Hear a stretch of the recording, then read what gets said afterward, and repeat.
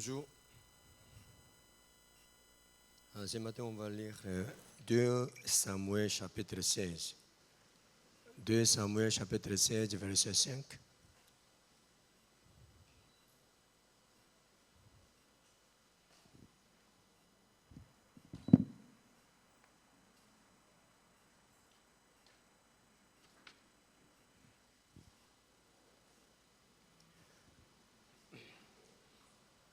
« 2 Samuel chapitre 16, verset 5. David était arrivé jusqu'à Bachurim, et voici, il sortit de là un homme de la famille et de la maison de Saül, nommé Shimei, fils de Gera. Il s'avança en prononçant des malédictions. Et il jeta des pierres à David et à tous les serviteurs du roi David, tandis que tout le peuple et tous les hommes vaillants étaient à la droite et à la gauche du roi. Shimei parlait ainsi en le maudissant. Va-t'en, homme de sang, méchant homme. L'Éternel fait retomber sur toi tous les sons de la maison de Saül dont tu occupais le trône. Et l'Éternel a livré le royaume entre les mains d'Absalom ton fils, et te voilà, malheur comme tu le mérites, car tu es un homme de sang. Alors Abishai, fils de Cheruja, dit au roi, pourquoi ces chiens morts maudit-il le roi mon Seigneur? Laisse-moi, je te prie, aller lui couper la tête. Mais le roi dit, qu'ai-je à faire avec vous, fils de Cheruja? S'il maudit, c'est que l'Éternel lui a dit, maudit David. Qui donc lui dira, pourquoi agis-tu ainsi? Et David dit à Abishai et à tous ses serviteurs, voici mon fils qui est sorti de mes entrailles, en veut à ma vie, à plus forte raison des Benjamites. Laisse-le et qu'il maudisse, car l'Éternel lui a dit.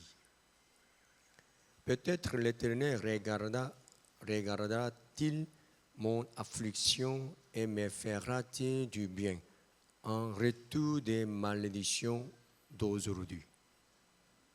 David et ses gens continuaient leur chemin et Shimei maudissait sur les flancs de la montagne près de David.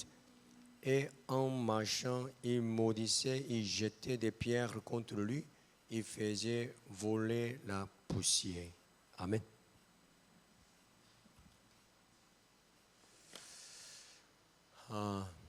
J'ai partagé cette parole ce mercredi. Je vais parler encore cette histoire. Je vois que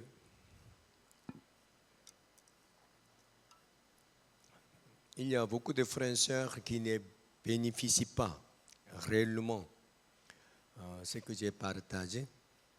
Donc, j'ai décidé de répéter pour que vous puissiez bénéficier de cette parole. Puisque parmi vous, il y a des personnes qui n'ont pas écouté cet enseignement. Ici, dans ce texte, on voit 3 personnes, si vous avez bien compris. La première personne est David, la deuxième personne est Shimei, la troisième personne, Abishai. C'est ça? Oui, il y a beaucoup de serviteurs de David qui étaient auprès de lui, mais ceux qui avaient de la parole dans ce texte, c'était 3. Et parmi ces 3 personnes,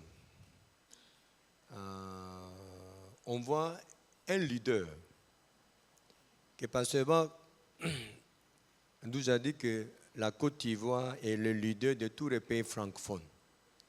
Donc nous devons avoir la mentalité des leaders. Les leaders, ça veut dire quoi? C'est lui qui dirige une personne ou 2 personnes. Quand même, pour devenir le leader, c'est lui qui dirige une personne aussi peut devenir. Professeur.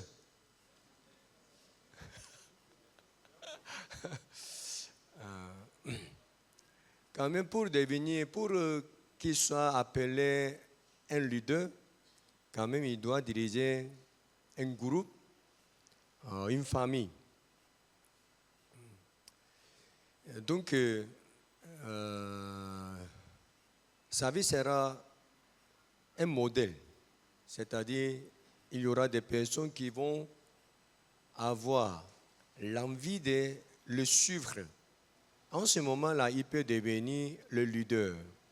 Même s'il veut conduire les gens, s'il n'y a aucune personne qui veut le suivre, est-ce qu'il peut devenir le leader? Non. Donc je crois que s'il est le leader, sa vie est présentable, sa vie peut être enviée par beaucoup de personnes, n'est-ce pas? Donc cette vie est heureuse. Voilà, comme j'ai dit, David, et puis Abishai, et puis Shimei. On voit ces trois personnes. Parmi ces trois personnes, vous-même, vous savez que David, il est le leader. C'est ça? Ça veut dire qu'on doit imiter la vie de David. C'est-à-dire on ne doit pas suivre Abishai, on ne doit pas suivre Shimei. Pourquoi? Ils ont pris le mauvais chemin. Donc si on le suit, nous aussi nous allons devenir la personne qui est misérable, malheureuse. Donc, puisque David il est le leader, on doit savoir sa mentalité et sa compréhension. C'est-à-dire, on doit voir la différence entre David et ces deux personnes. Vous comprenez? Parce qu'il y a des différences.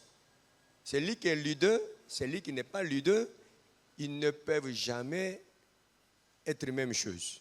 C'est-à-dire, on doit voir forcément la différence entre ces deux personnes, n'est-ce pas?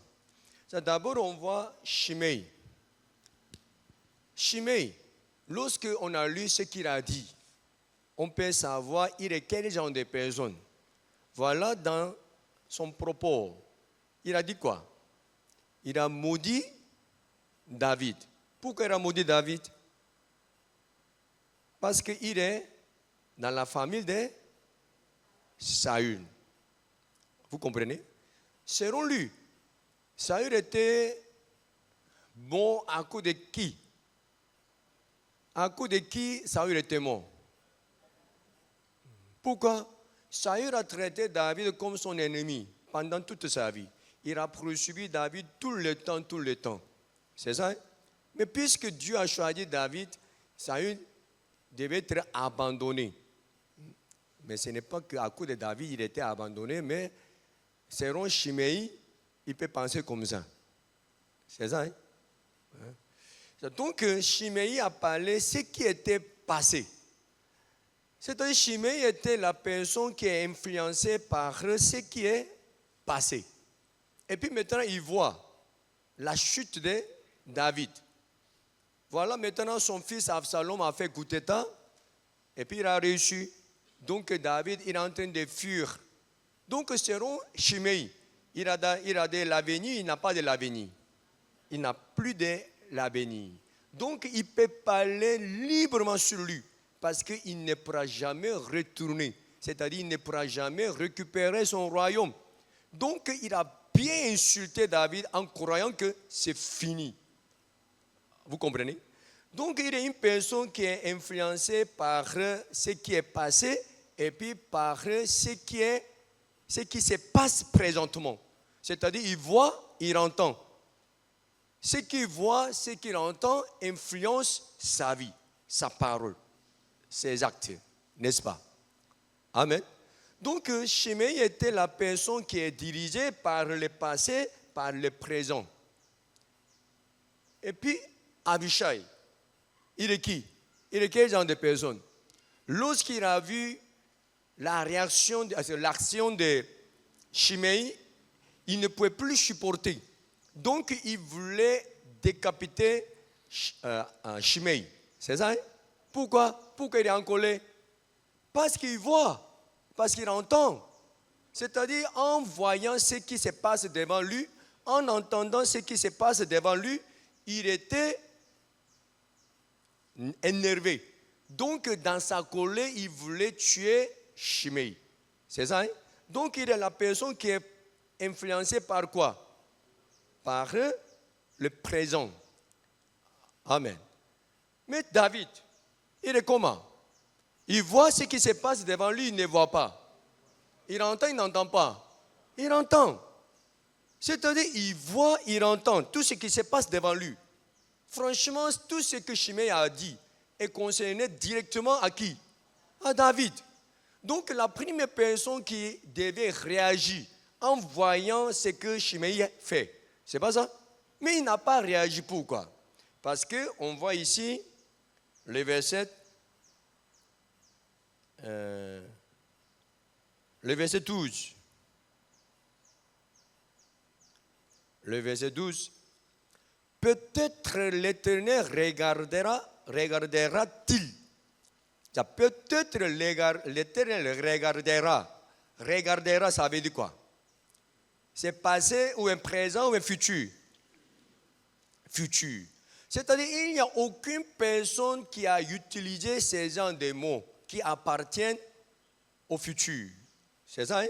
Peut-être l'Éternel regardera-t-il mon affliction et il me fera-t-il du bien en retour des malédictions d'aujourd'hui. C'est-à-dire il voit la malédiction. Shimei l'a maudit. Il voit la malédiction qui se passe actuellement dans sa vie. Absalom, il a fait coup d'État, il a réussi, donc David il est en train de fuir. Maintenant, il voit toutes ces choses. C'est pas ça? En voyant toutes ces choses, il doit être découragé, il doit se fâcher contre Shimei, mais il n'a pas réagi parce que dans son cœur, il y a quoi? Le futur. Vous comprenez pas? Amen. Donc, il est la personne qui est influencée par le futur. Pourquoi ça c'est important? On va lire Actes chapitre 2. Actes chapitre 2, verset 16.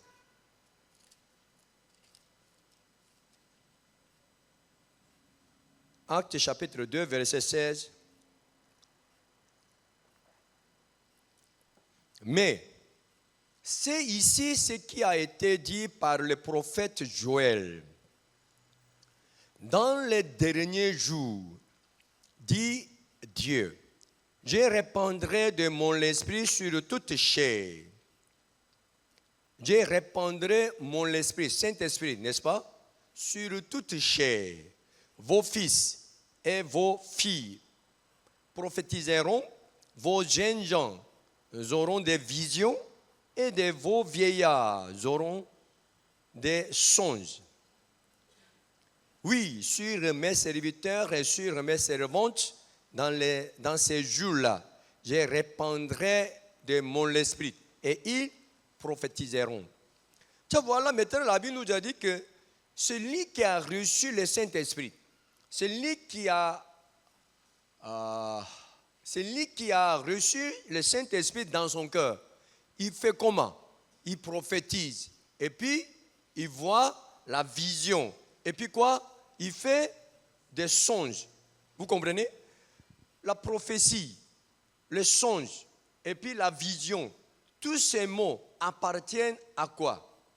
Au futur. C'est pas ça? C'est-à-dire, celui qui est dirigé par le Saint-Esprit, il sera influencé par le futur ou bien par le passé ou le présent. Hein? C'est-à-dire celui qui est dirigé par le Saint-Esprit, celui qui est rempli du Saint-Esprit, celui qui est spirituel, celui qui est dirigé par Dieu, il sera dirigé par le futur. Vous comprenez? Amen. Donc maintenant, vous devez analyser votre personne. Actuellement, votre cœur, votre pensée, votre vie dépend de quoi? Je connais un monsieur, En tout cas, il a étudié aux États-Unis. Il est très, très intelligent. Il est très intelligent. Il a réussi là-bas. Donc, il voulait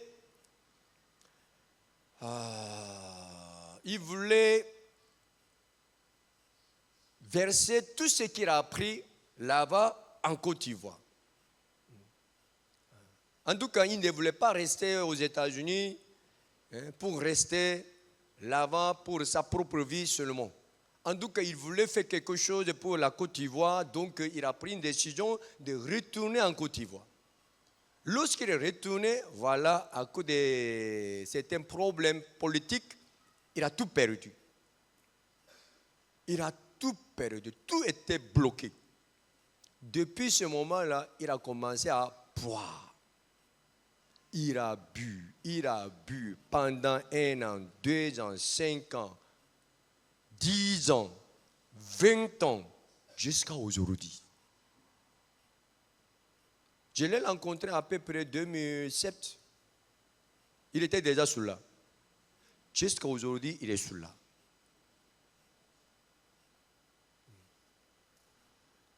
Ça veut dire qu'à cause de ce qui s'est passé, il a abandonné totalement, entièrement son futur.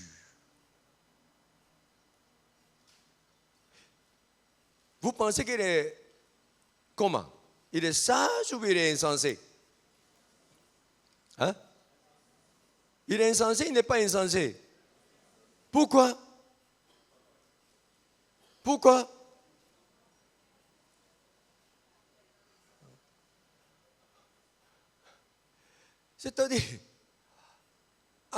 C'est-à-dire, tout était mal passé. Ça, c'est sûr. Tout était mal passé. Depuis qu'il est arrivé en Côte d'Ivoire, tout était mal passé. C'était une malédiction. C'était une malédiction véritable.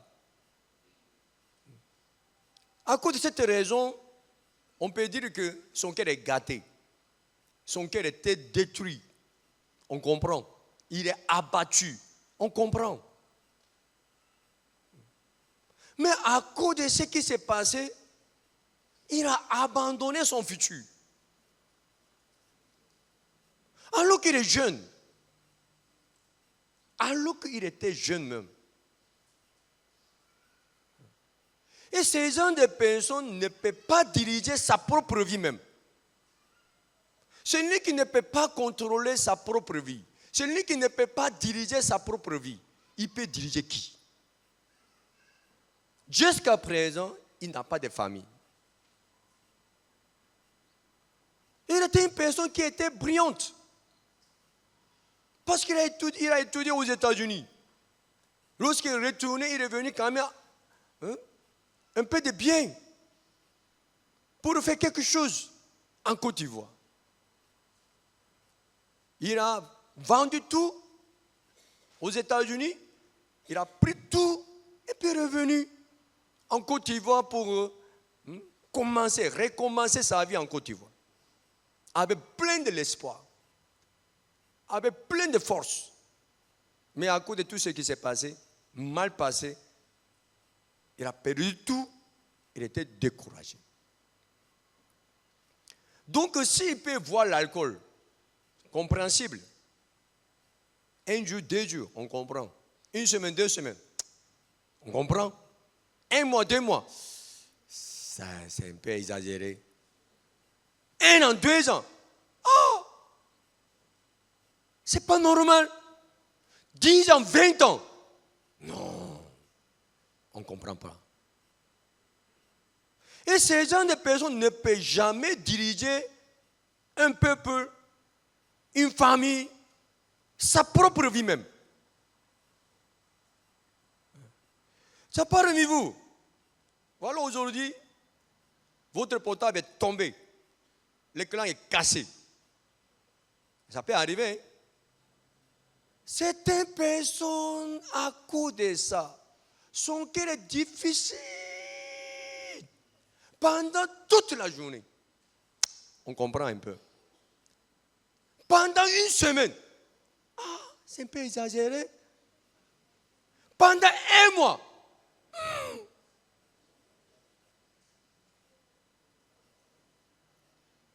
Et puis ce n'était pas par son erreur, ça a été tombé. À cause d'une sœur. Elle a mâché dans sa bouche en mettant cette dans sa bouche, au milieu même. Mâché. C'est ça, hein?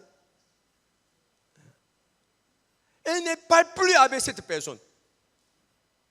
Si elle voit cette soeur, elle ne parle plus. Son cœur est fermé. Son cœur est difficile. Prie pour que Dieu puisse la maudire.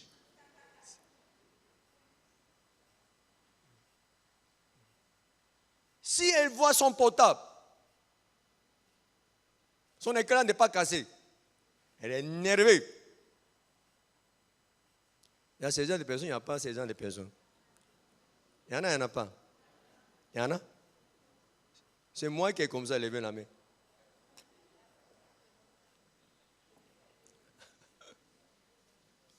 Ou bien, c'est lui qui est comme ça, levé la main. Indiqué.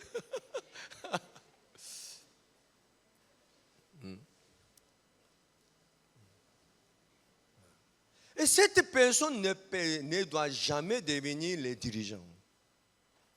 Cette personne ne doit pas conduire des personnes. Pourquoi? Elle va détruire tout. Shimei, Abishai. Selon Shimei, ce qu'il a dit, vraiment, il a bien fait. Dans son cœur, il y avait la rancune, la rancœur. En voyant la malédiction de David, en voyant David qui est en train de fuir, il a crié dans la joie. Aujourd'hui, Seigneur, tu m'as exaucé. Aujourd'hui, je vais le bien insulter.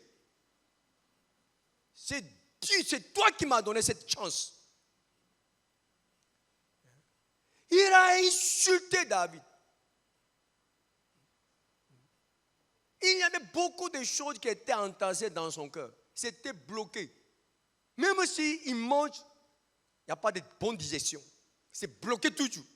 Mais ces jours-là, tout est descendu une fois pour toutes. C'est ça, hein? Il a insulté David. Son cœur était vraiment dans la joie. Vraiment, son cœur était léger même. Amen. Mais Abishai, il voulait le tuer. Mais David l'a empêché. Il ne comprend pas. Ah, vraiment. Pourquoi il ne réagit pas? Pourquoi? Il y a quoi? Il a peur de quoi même? Ce n'est pas on lui a demandé de le tuer. Je lui ai dit que c'est moi-même. Je vais le tuer. Mais pourquoi il m'empêche?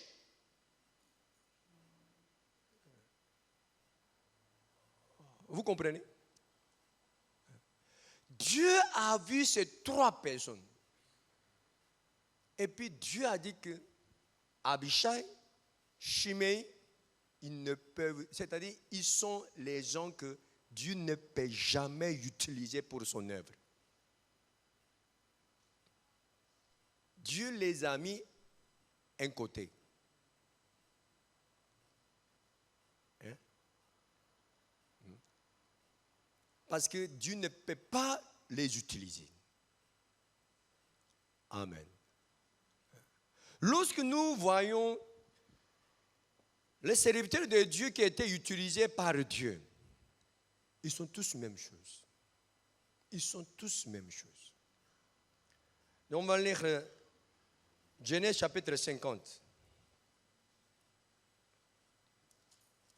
L'histoire de Joseph.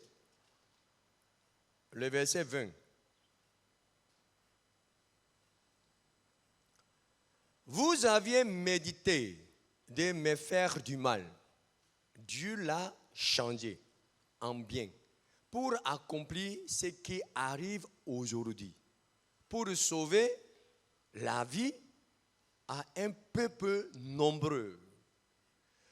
Pour utiliser Joseph comme un sauveur d'un peuple, comme un leader d'un peuple, Dieu l'a formé en mettant ce cœur dans son cœur. Oui, il était vendu par ses propres frères. Il était en prison, dans les mensonges, injustement. Mais en ce moment-là, dans son cœur, il y avait un cœur. Quoi? Dieu va changer ce qui est mal en bien. Oui, ce qui était passé dans sa vie, ce n'était pas bon. C'était mauvais. Nous disons comment? Tout ce que Dieu a fait est bon. On dit ça, n'est-ce pas? C'est vrai, c'est faux. C'est faux. Tout ce que Dieu a fait est bon? Non. Il y a des choses qui ne sont pas bonnes. Mais ce que Dieu a changé, ce qui est mauvais en bien. Donc à la fin, on dit quoi? Tout est bon. Sinon, présentement, lorsqu'on voit ce qui se passe devant nous, il y a beaucoup de choses qui ne sont pas bonnes, qui ne sont pas normales. On ne peut pas accepter. On n'est pas aveugle. On n'est pas aveugle. On voit, on sent. C'est mauvais même. Comment je peux voir ça comme une chose qui est bonne? Nos yeux ne sont pas tordus. Mais on sait que Dieu que nous croyons, c'est Dieu qui change toutes choses qui sont mauvaises en bien. Amen. Donc ceux qui croient en Dieu, ils vont dire quoi? Tout ce que Dieu a fait est bon. La conclusion. La conclusion. Amen. Amen. Donc on doit voir. C'est-à-dire, mais dans l'histoire de David même, l'histoire de Siglag. Siglag était brûlé. David et puis ses gens, ils ne pouvaient pas voir leurs fils, leurs filles, leurs femmes, leur famille. Donc il était comment? Découragés, ils ont pleuré, jusqu'à ils n'avaient même pas de la force pour pleurer encore. Ils étaient tous épuisés. Il était KO. Mais il était fâché contre qui? Contre David. C'est toi qui es le responsable de nous tous. Donc c'est toi qui dois prendre la responsabilité. Le salaire du péché est la mort. Tu vas mourir aujourd'hui. En ce moment-là, David a causé avec Dieu. C'est ça? Hein?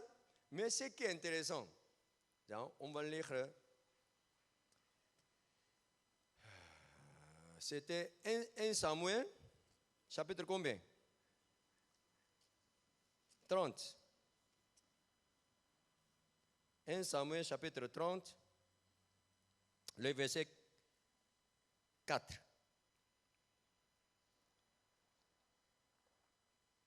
Allô, David et le peuple qui était avec lui élevaient la voix et pleuraient ensemble. Hein? Ils ont pleuré ensemble jusqu'à ce qu'ils n'aient plus la force de pleurer. 5. Les 2 femmes de David avaient été emmenées, Achinoam des Israël et Abigail de Carmel, femme de Nabal. 6. David fut dans une grande angoisse, car le peuple parlait de le lapider, tuer. Ils étaient tous ensemble, ils ont pleuré ensemble. Maintenant, ils voulaient être séparés. Parce que tous avaient de l'amertume dans l'âme. Chacun à cause de ses fils et de ses filles. Mais David reprit courage en s'appuyant sur l'Éternel, son Dieu. Écoute bien. En ce moment-là, David reprit courage. Il a écouté la réponse de Dieu. Est-ce que Dieu lui a dit quelque chose? Non. Dieu n'a pas encore parlé quoi que ce soit. Lorsque nous lisons ici le verset 7, il dit au sacrificateur Abiathar, fils d'Achimelech, apporte-moi donc les fautes. Abiathar apporta les fautes à David. Et David consulta l'Éternel en disant, poursuivrai-je cette troupe? L'atteindrai-je? L'Éternel lui répondit, poursuis, car tu atteindras et tu délivreras. Écoute bien, avant d'écouter cette réponse de Dieu, il était déjà encouragé ou il n'était pas encouragé? Hein? Il était encouragé, il n'était pas encouragé?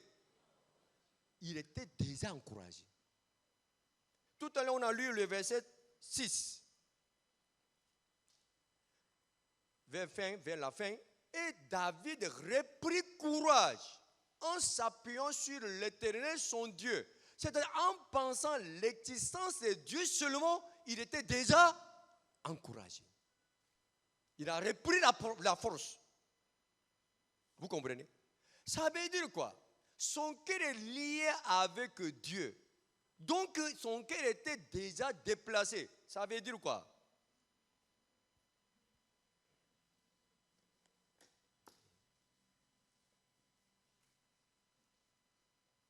Voici David est ici. Son cœur est ici. Il voit ce qui se passe présentement. C'est ça, hein? Shimei, il est où? Shimei est ici. Abiada, il est où? Abishai, il est où? Ici. Il voit ce qui se passe ici. Mais leurs cœurs sont ici. Leur cœur est ici. Mais le cœur de David est déplacé jusqu'à où? Jusqu'à le futur. Vous comprenez? Amen.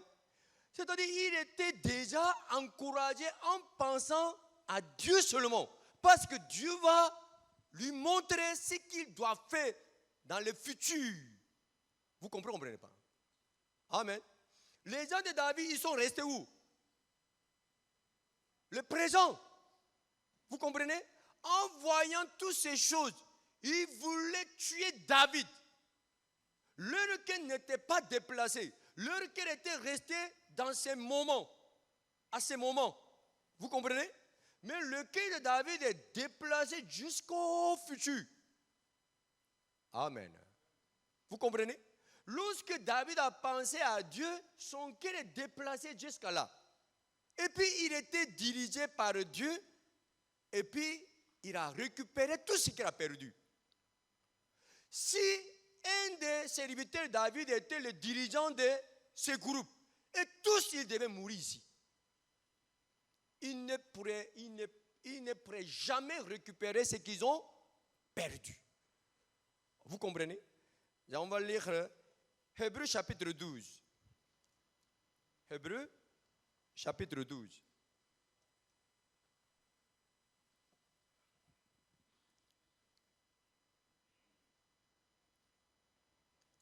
Nous donc aussi, puisque nous sommes environnés d'une si grande nuée de témoins, nous sommes environnés d'une si grande nuée de témoins. Ils sont nombreux. Ils sont les témoins. Ils ont de quels témoignages? Ils ont de quels témoignages? Rejetons, puisqu'ils sont là.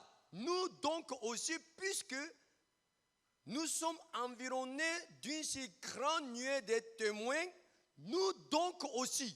Ça veut dire quoi? Nous aussi, nous devons faire comme ces témoins.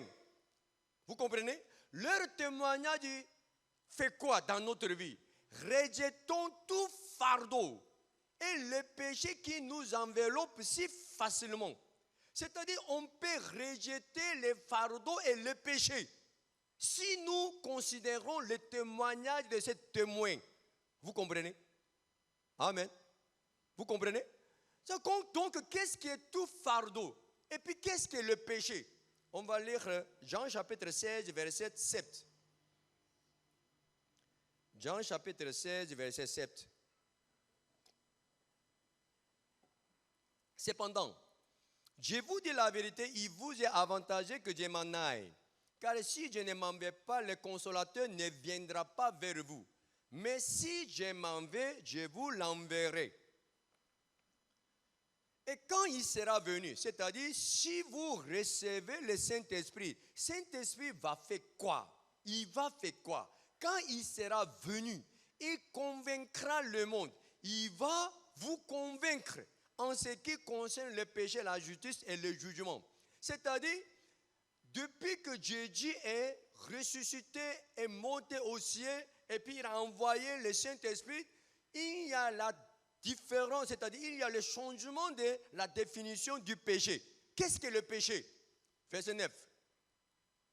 En ce qui concerne le péché, parce qu'il ne croit pas en moi. Ça veut dire quoi? Incrédulité, le doute. C'est ça, hein? Amen. Donc, en gardant cette définition, on retourne. Hébreux chapitre 12, verset 1, 2. 1. Nous donc aussi, puisque nous sommes environnés d'une si grande nuée de témoins, rejetons quoi?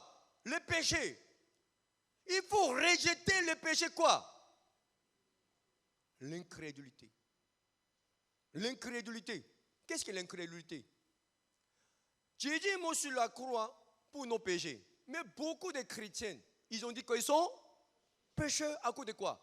À cause de ce qui s'est passé. Et puis à cause de ce qui se passe aujourd'hui. C'est pas ça? Amen. Tu es pécheur, mais tu es juste. Je suis pécheur. Pourquoi? Parce que j'ai péché.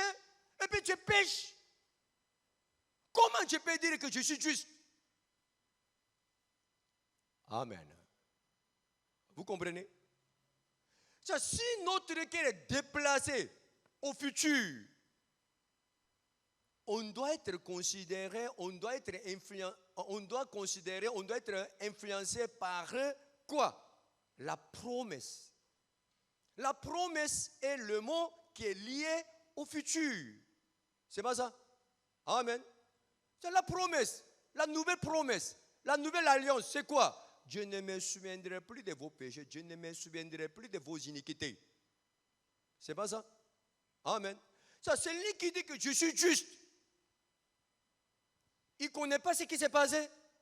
Il a oublié. Non, hein? Il ne connaît pas ce qu'il est en train de faire. Il ne voit pas sa faiblesse. Est-ce qu'il ne voit pas son erreur? Est-ce qu'il ne voit pas sa faute? Il voit. Mais il dit qu'il est juste. Pourquoi? Parce qu'il regarde la promesse de Dieu, il regarde l'alliance de Dieu. Son cœur est déplacé jusqu'au futur. Donc il peut dire qu'il est juste par cette promesse, par cette alliance. Amen. Vous comprenez pas? Donc maintenant, on retourne Hébreux 1. Nous donc aussi, puisque nous sommes environnés d'une si grande nuée de témoins. Ces témoins est qui? Celui qui a déplacé son cœur jusqu'au futur. Cette personne, il a expérience de cette chose. C'est-à-dire cette personne a expérimenté cette chose dans sa vie. Donc, il peut devenir le témoin. Amen. David, il peut témoigner, il ne peut pas témoigner. Il peut témoigner. Lorsque la ville Siglag était brûlée, tout ce qui était là-bas, ils voulaient me tuer. Parce que leur cœur était resté au présent. Voilà, mon cœur était déplacé. Lorsque mon cœur est déplacé, je pouvais être dirigé par Dieu. Et puis Dieu m'a dirigé. On a récupéré tout ce que Dieu a. On a récupéré tout ce qu'on a perdu. Amen. Amen. Donc, nous sommes environnés d'une si grande nuée de témoins. Donc, si nous considérons ces témoins, on ne peut jamais rester dans le passé, dans le présent. On peut aller au futur. Amen. Rejetons tout fardeau. Tout fardeau. Celui qui est fatigué est chargé. À cause de quoi? À cause de ce qui s'est passé. À cause de ce qui se passe actuellement. C'est vrai, ce n'est pas vrai. C'est ça, hein? Dimanche passé, j'ai parlé de la première lettre et puis la deuxième lettre. Les gens souffrent à cause de quoi? À cause de la deuxième lettre? À cause de la première lettre. Tous les fardeaux, c'est quoi? Ce qui s'est passé. Ce qui se passe aujourd'hui. Voilà, à cause de ce qui s'est passé, on a beaucoup de fardeaux. Puisque vous ne considérez pas le témoignage des témoins, même s'ils ont témoigné, votre cœur reste toujours dans le passé, dans le présent. votre cœur ne bouge pas. Voilà, ma vie était comme ceci, ma vie était comme cela. Voilà, ma femme est comme ceci, ma femme est comme cela. Voilà, mon mari est comme ceci, mon mari est comme cela. Tous les jours, on me raconte ce qui s'est passé. Mon cœur est fermé, à cause de ce qui s'est passé, à cause de ce qui s'est passé. Est-ce que tu es une personne qui cause avec Dieu? Est-ce que Dieu lui-même il a parlé de ce qui s'est passé? Non. Non. Le verset 2. Verset 1. Rejetons tout fardeau et le péché qui nous enveloppe si facilement. 1, 2, 3, ça vient. 1, 2, 3, ça vient toujours. Notre cœur est fermé. En écoutant la parole, je suis soulagé. Maintenant, je suis libéré. Le lendemain, ça vient encore. Ton cœur est difficile, non? Oui, pasteur, vraiment, mon cœur est difficile. Pourquoi? À cause. Tu parles encore. Ça revient seulement, ça revient. Si facilement. C'est vrai ou mais ce n'est pas vrai? C'est vrai mais ce n'est pas vrai. Et courons. Pourquoi? Si on ne coupe pas, il va m'attraper. Si je ne coupe pas, il va m'attraper. Si je marche, il m'attrape, il me tire. Donc on doit courir pour enlever cette main qui m'attrape tous les jours. Amen. Courons avec persévérance dans la carrière qui nous est ouverte. Avec persévérance, ça veut dire quoi? On court. Mais on court un peu, et puis on s'arrête, et puis on regarde. Et puis on a attrapé, et puis on s'en bat encore. C'est ça, hein? Parce que vraiment, j'ai compris. Et puis, je suis fatigué. Et puis on regarde quoi? Ce qui se passe présentement. Il n'y a rien qui a changé. Mon cœur est difficile. Pourquoi tous les jours, on est influencé par ce qui se passe aujourd'hui. Cours vers le futur avec persévérance. Si vous avez couru quand même, il faut courir un peu loin. 1, 2, 3. Tout jour, on raconte ce qui se passe aujourd'hui, ce qui s'est passé hier. Tous les jours, on répète. Vous êtes comment? Hein?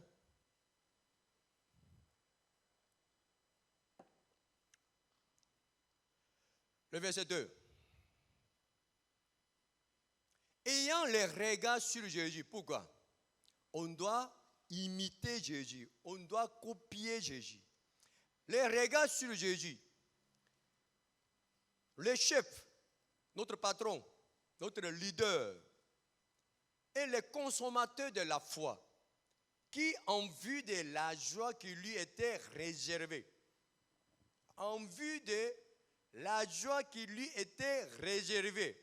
au passé, au présent, au futur. C'est quand? Hein? En vue de la joie qui lui était réservée. Si on dit réservé, c'est quoi? Dans le futur. C'est pas ça? Pour le futur. A souffert la croix. C'est-à-dire, il a souffert sur la croix. Présentement. C'est ça, hein? Vous comprenez? Mais il regarde quoi? Il voit quoi? La joie qui est dans le futur. Vous comprenez pas? Vous comprenez? Mépriser l'ignominie. Quand? Présentement. Et c'est assis à la droite du trône de Dieu. Quand? Au futur. C'est-à-dire, son cœur est déjà déplacé. Il était sur la croix. Mais son cœur était où? Son cœur était où? Son cœur était assis à la droite de Dieu. Écoute bien, avant qu'il était pendu sur la croix, à la colline Gethsemane, il a prié. Il a prié. C'est pas ça? On va lire cette partie. Le verset 3. Considérez en effet celui qui a supporté contre sa personne une telle opposition de la part des pécheurs, afin que vous ne vous lassiez point, l'âme découragée. 4. Vous n'avez pas encore résisté jusqu'au sang en luttant contre le péché. Les gens lisent ce passage et puis comprennent comment. On doit lutter contre le péché jusqu'au sang. Ça veut dire quoi? On doit s'efforcer pour ne pas pécher. On doit s'efforcer pour ne pas pécher. C'est ça, hein? Jusqu'à le sang coule. Les gens pensent comme ça. Hein? Ce n'est pas ainsi. Tout à l'heure, on a dit que le péché, c'est quoi? L'adultère? Le vol? C'est quoi? L'incrédulité. Vous n'avez pas encore résisté jusqu'au sang en luttant contre le péché comme qui? Comme qui? Comme Jésus. Luc chapitre 22, verset 44.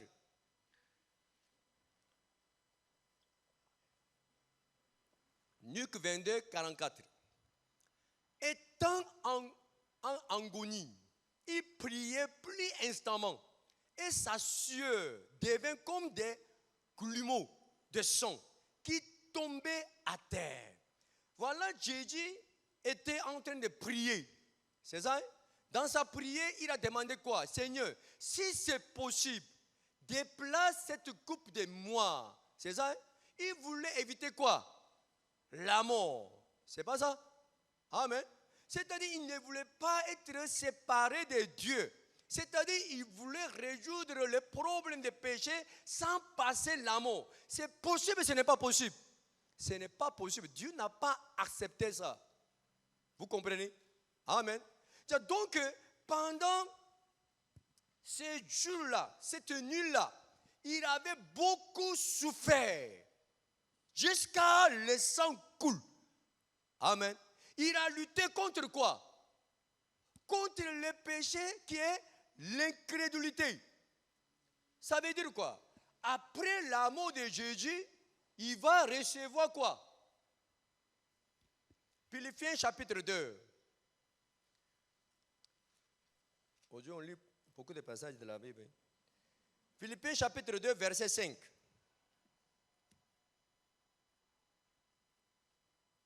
Ayez en vous les sentiments qui étaient en Jésus-Christ,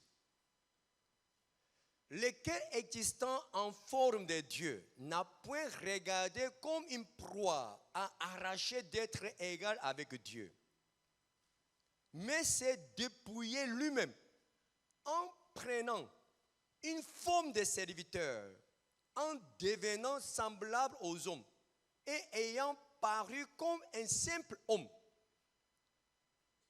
Il s'est humilié lui-même, se rendant obéissant jusqu'à la mort.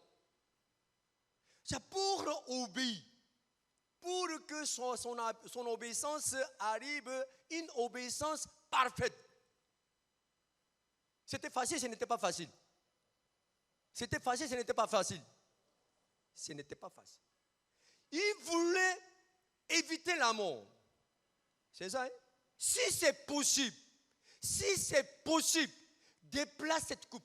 C'est-à-dire son vouloir. C'était quoi? Éviter la mort. C'est pas ça?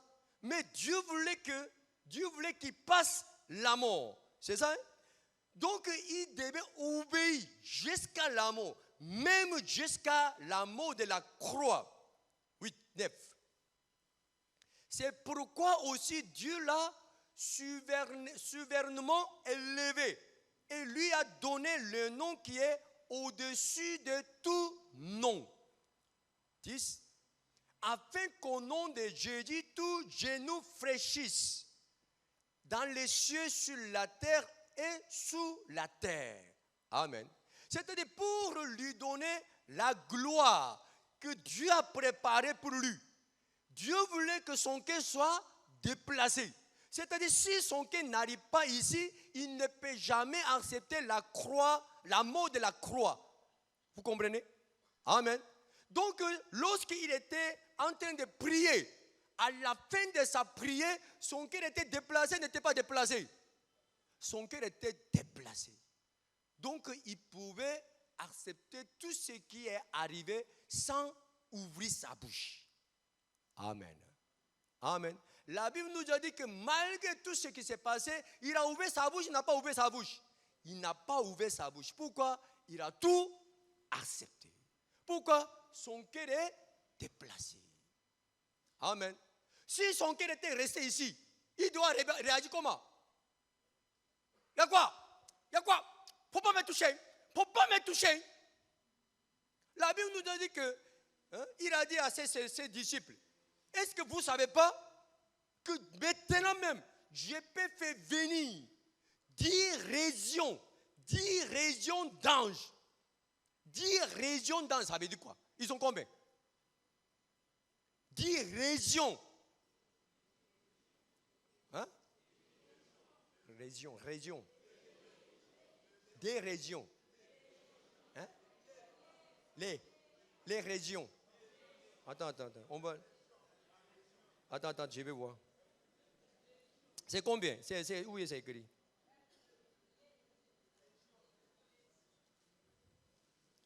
C'est Marc, Matthieu.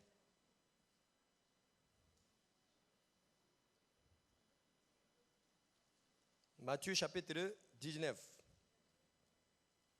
Ah, c'est pas 19. Matthieu chapitre 26. Ah, légion.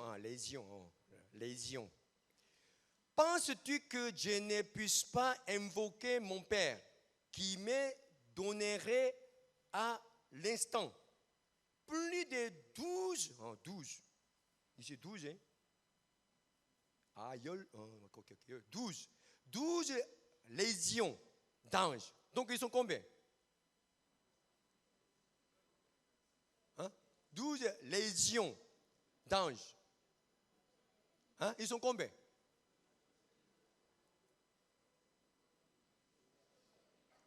Légions. Légions, ils sont nombreux, n'est-ce pas? C'est ça? Donc, si Jésus appelle 12 légions des anges peuvent venir, si son cœur est resté où? Ici. Vous comprenez? Si comme ça, est-ce qu'il peut recevoir, il peut obtenir la gloire que Dieu a préparée pour lui? Non. Donc, dans la prière, son cœur était déplacé jusqu'à ici. Amen. C'est un enfant prodigue. Il était dans les champs de porcs. C'est ça, hein? Lorsqu'il était dans les champs de porcs, vraiment sa vie était vraiment difficile. C'est pas ça? Mais en pensant son père, son cœur est déplacé, n'est pas déplacé. Son cœur était déplacé. Amen. Même si nous sommes ici, sans être influencés, ce qui se passe actuellement devant nous, notre cœur peut être déplacé. Amen. Vous comprenez? Donc nous devons apprendre ça. Jésus aussi, il a fait ce travail. David, Joseph, tous les serviteurs de Dieu qui avaient des témoignages, ils ont déjà expérimenté ça. Amen. On va lire Ésaïe chapitre 43. Ésaïe chapitre 43, le verset 18.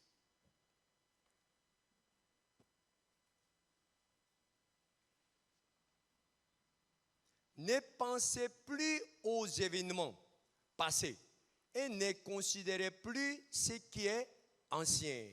C'est ici.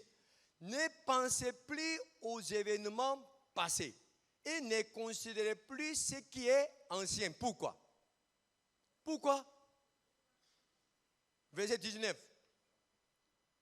Voici, je vais faire une chose nouvelle. Pour que Dieu puisse faire une chose nouvelle, Dieu nous a demandé une chose. C'est quoi? C'est quoi? Si notre cœur est resté dans le passé, si notre cœur est influencé par ce qui se passe aujourd'hui, Dieu ne peut jamais faire ce qui est nouvel dans notre vie. Amen. Vous comprenez? Si Joseph était resté dans sa vie passée, il a pensé ses frères seulement. Il a pensé ses frères seulement. Il voulait se venger. Il voulait réagir. Vous comprenez? Si, lorsque Joseph était en prison, il a pensé la femme de Potiphar. Il a grincé ses dents en pensant la femme de Potiphar. Si je sors, je vais la tuer. Est-ce qu'il peut s'intéresser au songe de deux chefs des chansons et panetiers? Hein? Est-ce qu'il peut s'intéresser à ça? Est-ce qu'il pourra avoir de la sagesse pour réexpliquer ses rêves? Non, ce n'est pas possible. Ce n'est pas possible. Si son cœur n'était pas déplacé, il devait rester avec beaucoup de rancune, avec beaucoup de rancœur. Et puis il devait terminer sa vie comme la personne que j'ai parlé. Oui, à cause de ce qui était mal passé, il a tout perdu. Oui, je comprends. Oui, je comprends sa souffrance. Mais si son cœur restait dans le passé, si son cœur restait au présent, il ne peut jamais bénéficier de ce que Dieu va faire. Il dit, je vais faire une nouvelle chose. Donc Dieu nous a demandé une seule chose. Le verset 18. Ne pensez plus aux événements passés et ne considérez plus ce qui est ancien. Pourquoi? Supporter. Tu es bonne personne, non? Il faut bien supporter. Tu es chrétien, non? Il faut pardonner. Parce que tu as l'amour de Dieu. Pardonner, supporter, pardonner, supporter. Non! Dieu nous a dit quoi? Il ne faut pas penser, il ne faut pas considérer ce qui s'est passé. Parce que tu es chrétienne, donc il faut supporter. Il faut pardonner. Non, hein? Ce n'est pas à cause de ça. Hein? Il faut laisser. Pourquoi? Verset 19. Parce que je vais faire une chose nouvelle. Si tu veux voir ce qui est nouvelle, il faut sortir de ce qui s'est passé. Il ne faut pas être influencé par ce qui se passe aujourd'hui.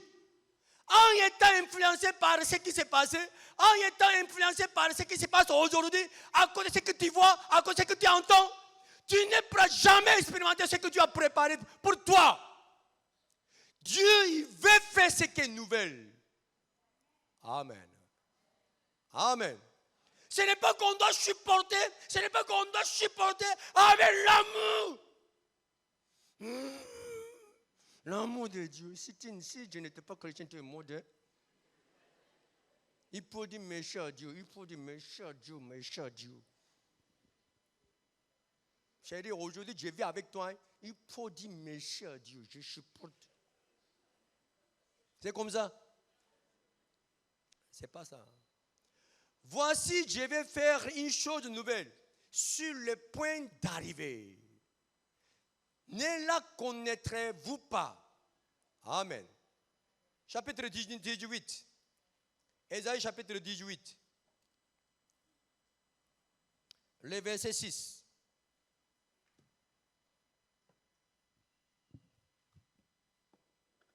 À 48, pardon. Ésaïe 48, verset 18. Non. Verset 6. Je ne vois pas clairement. 48, verset 6. Voilà. Tu entends? Considère tout cela. Et vous, ne l'avouerez-vous pas? Maintenant, je t'annonce des choses nouvelles, cachées, inconnues de toi. Tiens, retourne. Je t'annonce des choses nouvelles, cachées, inconnues de toi. Ça veut dire que tu n'as jamais vu. Tu ne peux jamais connaître ça. Pourquoi? Certes. Et se produisent à présent, maintenant, et n'appartiennent point au passé. Ça veut dire que si tu appartiens au passé, tu ne pourras jamais bénéficier de ce que je vais faire aujourd'hui. Et se produisent à présent et n'appartiennent point au passé. Jusqu'à leur avènement, tu n'en avais aucune connaissance, afin que tu ne dises pas, voici, je le savais. Amen. Amen. C'est donc, on doit savoir le système de Dieu. Si notre cœur est attaché aux choses passées, aux choses présentes, on ne pourra jamais bénéficier de ce que Dieu veut faire dans votre vie. Il veut faire une chose nouvelle. Il veut faire. Avant de faire cette chose, Dieu vous a demandé de déplacer votre cœur. Mais votre cœur n'est pas déplacé. Toujours vous restez au passé, au présent. Vous appartenez au passé. Amen. Amen. Salomon, il a dit quoi? Ecclésiaste chapitre 1, verset 9.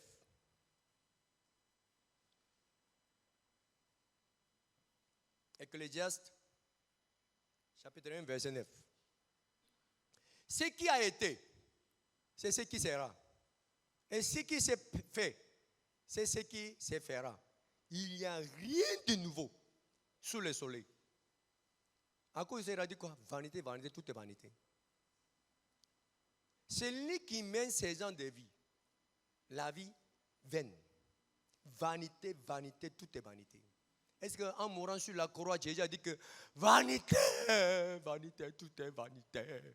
Il a dit ça? Hein? Non. Jésus est différent de Salomon. C'est lui qui a vécu pour lui-même. C'est lui qui a mené sa propre vie. Il n'y a rien qui est nouveau dans sa vie. Tout ce qu'il veut faire quoi? Acheter de jolies voitures, acheter de jolies maisons, chercher de jolies femmes, voir, fumer. C'est tout. Est-ce qu'il y a rien qui est, est-ce qu'il y a quelque chose qui est nouveau?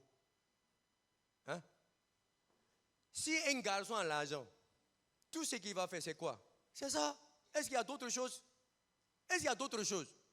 Garçon, il faut parler. Garçon, je suis garçon. Il ne faut pas me tromper. Tout ce que vous faites, c'est quoi? Vanité, vanité, tout est vanité. Avec l'argent qui est dans votre poche. Maintenant, si vous avez 10 milliards, vous allez faire quoi? Acheter de jolies voitures. Acheter de jolies maisons. Aujourd'hui, Tagouan a monté sa maison, tu vas voir. Il y a beaucoup de personnes qui pensent comme ça ici. Tu vas voir. Ta maison, pour rien. Tu vas voir. Si on a l'argent, tout ce qu'on va faire, acheter de jolies voitures, acheter de jolies maisons, on va voyager, on va faire shopping, on va acheter de jolis portables, jolis habits, jolies chaussures, jolies femmes. Ma femme, au revoir. Mais je te donne quand même les transports. Je ne suis pas trop méchant. Je te chasse, mais je te donne les transports. Toi-même, tu sais que tu n'as rien fait dans ma vie. Toi-même, tu sais. Au revoir. C'est ça. Hein? Tout ce que l'on fait, il n'y a rien qui est nouveau. Même chose. Tout ce que Salomon a fait, on va faire. En disant, à la fin, vanité, vanité, tout est vanité. Dimanche passé, je vous ai dit que sur la terre, on peut travailler pour Dieu. Si on est mort, Ça, voilà, maintenant, nous sommes entrés au paradis. Maintenant, on voit les gens qui sont en train de partir à l'enfer. Devant le jugement de Dieu, on voit cette séparation. On va dire quoi? Oh Seigneur, merci. Oh Seigneur, vraiment, merci beaucoup. Vraiment, Dieu devait aller à l'enfer. Oh Seigneur, merci. Hey, Seigneur. Oh, paradis, oh, paradis. Vraiment, on est reconnaissant. Pasteur, ah Seigneur, est-ce que tu ne peux pas faire quelque chose pour toi? Il va dire quoi? Rien. Rien.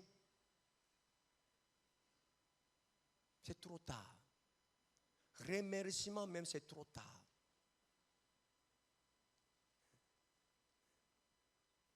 Je vous ai dit que lorsque j'étais avec le président Djorobi Balo, en Corée, Dieu pouvait faire quelque chose pour lui. Il était reconnaissant. Mais en étant en Côte d'Ivoire, tu ne peux rien faire pour lui. Il peut faire quelque chose pour moi, tu ne peux rien faire pour lui. Excepté la parole. C'est ça, hein? Je suis reconnaissant envers Dieu, mais je crois à 100% que Dieu, il est reconnaissant envers moi. Mon fils, merci. Mon fils, merci. Grâce à toi, voilà, beaucoup de personnes sont sauvées. Grâce à toi, une famille qui devait être séparée, voilà, rester en paix. Grâce à toi, une personne qui devait gâter sa vie, il a repris sa vie nouvellement. Voilà une personne qui devait aller à l'enfer. Voilà, il est sauvé à travers toi. Merci d'avoir fait mon œuvre. Merci mon fils. Dieu va me donner la récompense. Pourquoi? La récompense vient d'où? Vient de Dieu. Dieu. Pourquoi? Il est reconnaissant envers moi. La récompense, ça veut dire quoi? Si vous avez fait quelque chose pour moi, mon cœur est reconnaissant, donc je peux préparer quelque chose pour vous. Ça, c'est la récompense. Il est reconnaissant envers moi. Je sais qui même. Dieu veut déplacer notre cœur vers le futur. Au lieu de chercher ce qui est présent, au lieu d'enfermer dans le passé, Dieu veut que notre cœur soit déplacé pour aller vers le futur. Pourquoi? Celui qui vit dans le passé, celui qui vit dans le présent ne peut jamais vivre pour Dieu. Pourquoi? Il doit vivre pour lui-même. Il doit s'évanger. Il doit faire toutes choses pour lui-même. Il n'a pas le temps, il n'a pas les moyens pour faire quelque chose pour Dieu. Les gens ils ont dit quoi? Ceux qui ne croient pas à la résurrection, ils disent quoi? Mangeons, buvons.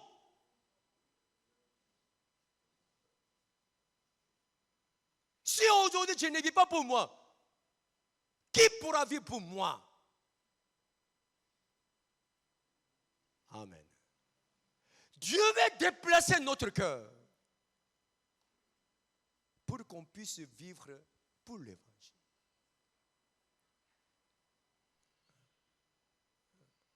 Pendant la réunion des pasteurs, j'ai chassé un pasteur. Ça m'a énervé.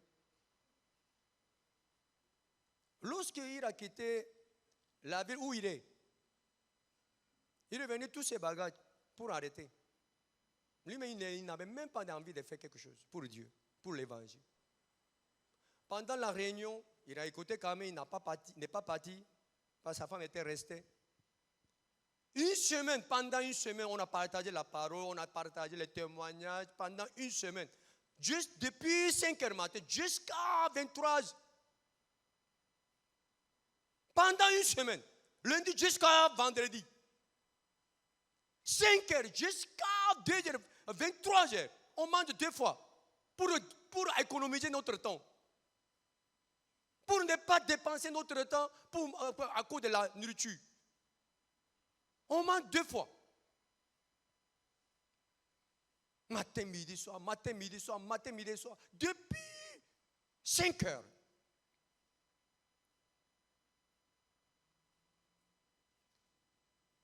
Son cœur n'a pas changé. Son cœur n'a pas changé. En étant dans le ministère, il envoie les messages aux femmes. Tu es jolie, tu me plais, tu peux m'aider.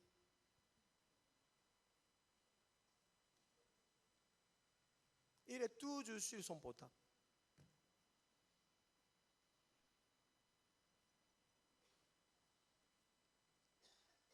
Une fois, il a arrêté son ministère. Il est retourné en disant pardon, pardon, pardon. Je l'ai accepté. Il est réaffecté. Je lui ai donné une chance. Il a gâté. Il est retourné encore. Vraiment, je lui ai donné plus de chance. Et puis à la fin, je dis qu'il faut arrêter. Vraiment, Dieu voulait voir sa réaction. Lorsque je lui ai demandé arrêtez, quand même. Si vraiment il a envie de vivre pour l'évangile, pasteur, pardonne. Pasteur, vraiment, pardonne. Pendant la réunion, mon cœur a changé. Vraiment, pasteur, pardonne. Vraiment, je veux vivre pour l'évangile. J'ai gaspillé trop mon temps dans mon désir, dans marcher. J'ai gaspillé tout mon temps. Pasteur, pardonne. J'ai attendu cette réaction. Il faut partir. Oui, pasteur. Au revoir. Ah. Et au revoir.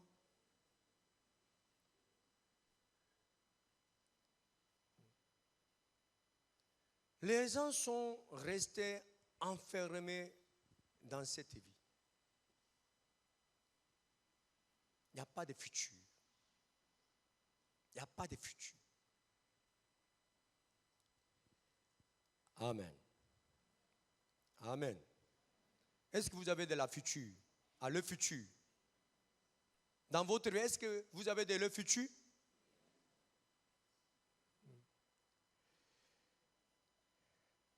En tout cas, je suis reconnaissant. Vraiment, je suis reconnaissant.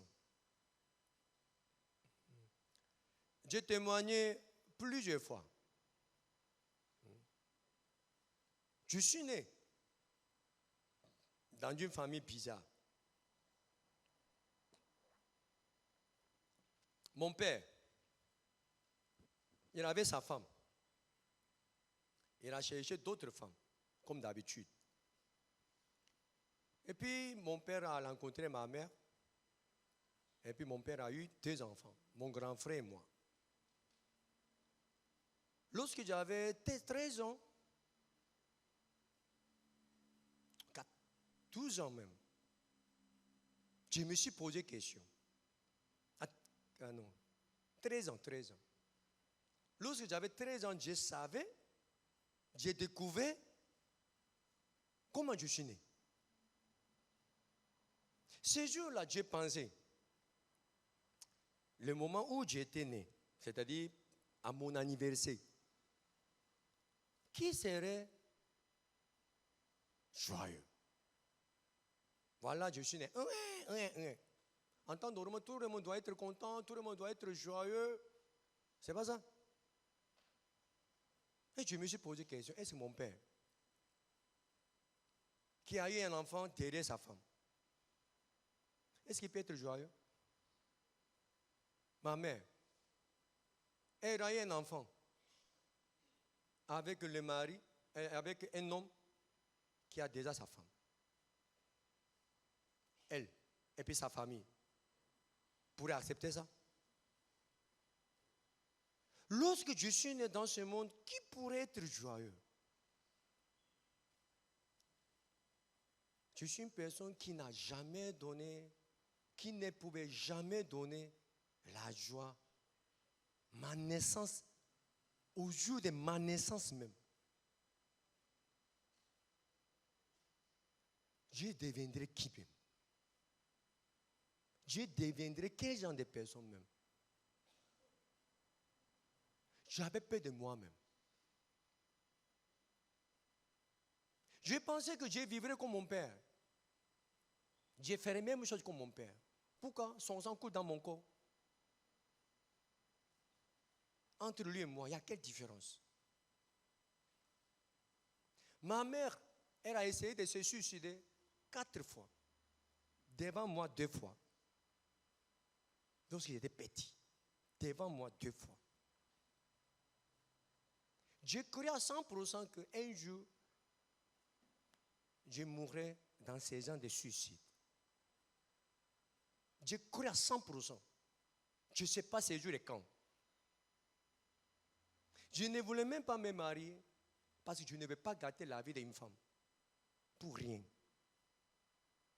Je ne voulais même pas avoir des enfants. Ils vont souffrir pourquoi? Pour moi, à cause de moi. Je ne voulais même pas. Un jour, j'étais assis à la classe de l'évangile. J'écoutais l'évangile. Et puis, j'ai vu l'atmosphère de la classe de l'évangile. Vraiment, ça m'a dépassé. J'ai vu la joie des gens qui sont là-bas. Ces jours-là, oui, j'étais sauvé, j'étais joyeux. Mais en voyant la joie des gens qui étaient là, j'ai dit à Dieu, Seigneur, je ne sais pas à quel moment tu vas ôter ma vie. Je vais faire ce travail. Si je suis né quand même sur la terre, je ne dois pas donner la joie au moins 2, 3, 4 personnes. Ma naissance même ne pouvait pas donner la joie aux gens. Qu'est-ce que Dieu doit faire pour donner la joie aux autres personnes? Ou bien Dieu doit finir ma vie comme déchet humain? Je ne savais pas la raison de ma vie. Je vis pourquoi? Je ne savais pas. Je vis pourquoi? Il n'y avait pas de l'objectif de ma vie. Dieu n'avait pas de l'avenir. J'étais toujours influencé par ce qui s'est passé. Ma vie misérable, ma vie maudite. J'étais influencé par toujours ce qui se passe. Donc je vous ai dit quoi? Ma vie était résumée par 2 mots. La honte et la jalousie. J'avais honte de ma vie. J'avais honte de ma personne. J'étais jaloux de mes amis. Toujours j'ai vu mes amis qui vivent normalement avec son père, avec sa mère. Mais moi, je ne vois même pas mon père. Il est où même? Il allait où même? On ne sait même pas il est où. J'ai vu la tristesse de ma mère, la misère de ma mère, la souffrance de ma mère.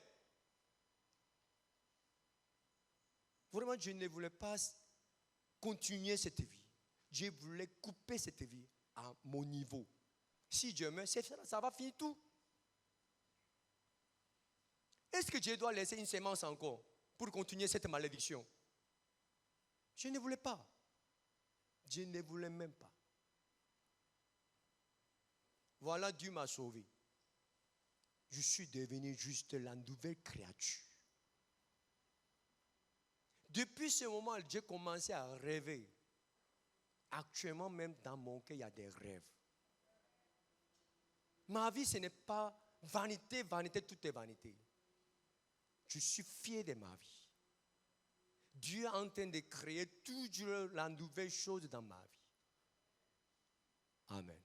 Je sais que au jour de ma mort, je dirai, tout est accompli. Amen. Vraiment, je veux que vous aussi, vous meniez cette vie. En mourant, vanité, vanité, tout est vanité. C'est Yakode. Yakode. Et puis, s'il vous plaît, je ne vais pas mentir à votre funéraille. Franchement, s'il vous plaît. Sinon, ça c'est mon témoignage, j'ai menti trop. À cause des gens qui sont là. Je sais que cette personne qui est morte, elle est chanée jusqu'à fatiguée. Mais j'ai déjà obligé de mentir. Voilà, cette personne, il était dans l'église, Il avait des bons témoignages qui édifient les frères et sœurs. Alors que je sais que c'est mensonge. C'est mensonge. Je ne peux pas dire la vérité aux gens. Un pasteur est mort. Il est pasteur quand même. Mais je sais sa vie. Mais je ne peux pas dire la vérité.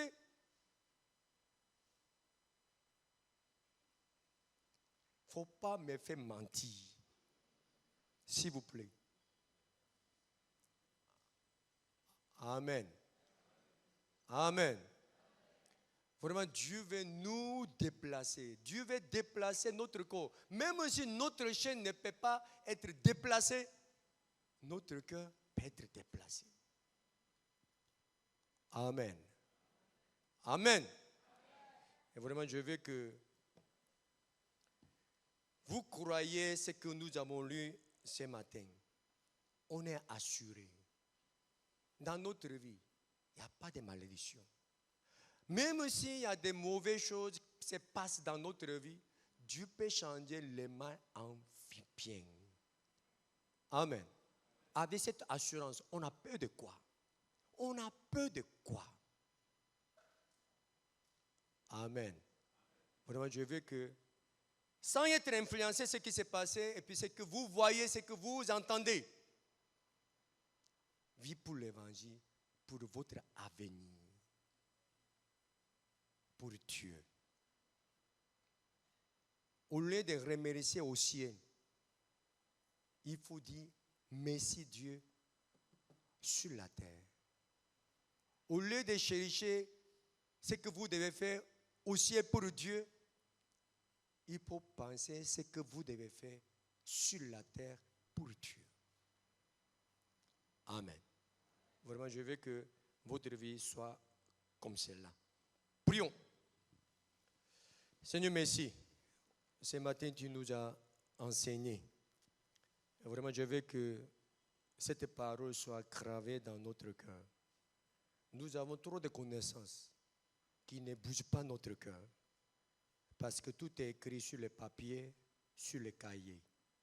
Seigneur, vraiment, je veux que toute parole que nous avons parlé ce matin soit gravée dans notre esprit, dans notre cœur, pour que cette parole nous oriente, cette parole nous conduise. Et je crois que la parole est la vérité, la parole est le chemin, la parole est la lumière. Donc vraiment, je veux que tu diriges le cœur de notre frère et sœur pour que notre vie soit biblique, pour ne pas regretter devant notre mort. Vraiment, je confie toutes choses entre tes mains. Merci Seigneur, je prie au nom de Jésus-Christ. Amen.